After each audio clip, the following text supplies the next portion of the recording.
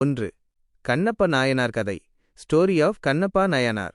இந்த கதை 3 நாயன்மார்களின் வரலாற்றில் மிக முக்கியமான ஒன்று. திருக்காலத்தி என்ற ஊரில் திண்ணன் என்ற வேடன் வாழ்ந்து வந்தான். அவன் வேட்டையாடுவதையே தொழிலாக கொண்டிருந்தான். ஒரு நாள் அவன் சிவபெருமானின் சிவலிங்கத்தை காட்டில் கண்டான். அதை பார்த்ததும் அவனுக்கு அளவில்லா அன்பு பிறந்தது. அவன் சிவபெருமானை வணங்க முறையான பூசைகளை அறிந்திருக்கவில்லை. அதனால் தான் வேட்டையாடி சமைத்த பன்றி இறைச்சியை சிவனுக்கு நைவேத்தியமாக வைத்து வாயில் நீர் எடுத்து வந்து அபிஷேகம் செய்து வந்தான். இது பக்தியின் உண்மையான வடிவம். ஒருநாள் சிவலிங்கத்தின் ஒரு கண்ணில் இரத்தம் வடிவதைக் கண்டான். அதை பொறுக்க முடியாத திண்ணன் தன் கண்ணை பிடுங்கி சிவலிங்கத்தின் கண்ணில் வைத்தான்.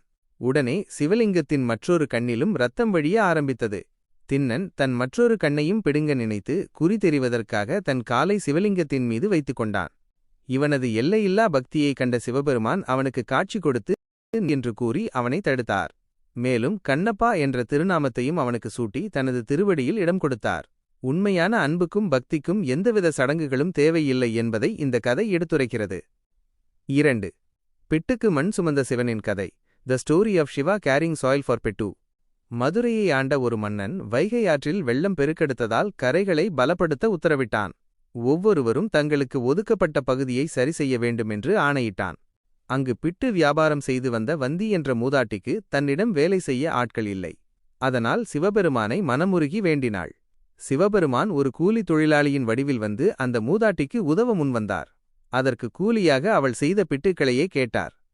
சிவன் கூலி வேலை செய்வதற்கு பதிலாக பிட்டுகளை மட்டும் சாப்பிட்டுவிட்டு சோம்பலாக படுத்துக்கொண்டார். இதைக் கண்ட மன்னன் கோபம் அந்த தொழிலாளியின் முதுகில் பிரம்பாலடித்தான்.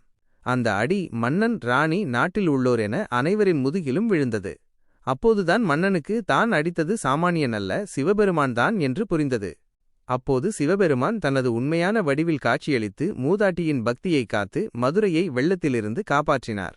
இந்த கதை சிவபெருமான் தனது அடியார்களுக்கு எப்படியும் உதவி செய்வார் என்பதை காட்டுகிறது. 3. சிவனும் சுந்தரமூர்த்தி நாயனாரும். சிவா அண்ட் சுந்தரமூர்த்தி நாயனார்.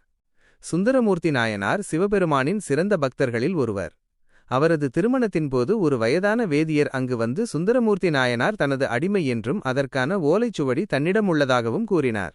சுந்தரர் மறுத்தபோதும் வேதியர் அந்த ஓலையைக் காட்டி தான் சொல்வது உண்மைதான் என்று நிரூபித்தார். அந்த வயதான வேதியர் வேறு யாருமல்ல, சிவபெருமானேதான். தனது பக்தனை உலகியல் வாழ்விலிருந்து விடுவிக்க இந்த திருவிளையாடலை செய்தார். சுந்தரமூர்த்தி நாயனாரை தன்னுடன் அழைத்துச் சென்ற சிவபெருமான் அவரை தன்னை பற்றிய பாடல்களை பாடுமாறு பணித்தார். சுந்தரமூர்த்தி நாயனார் பித்தா பிறை சூடி என்று பாடல்களை பாடத் தொடங்கினார்.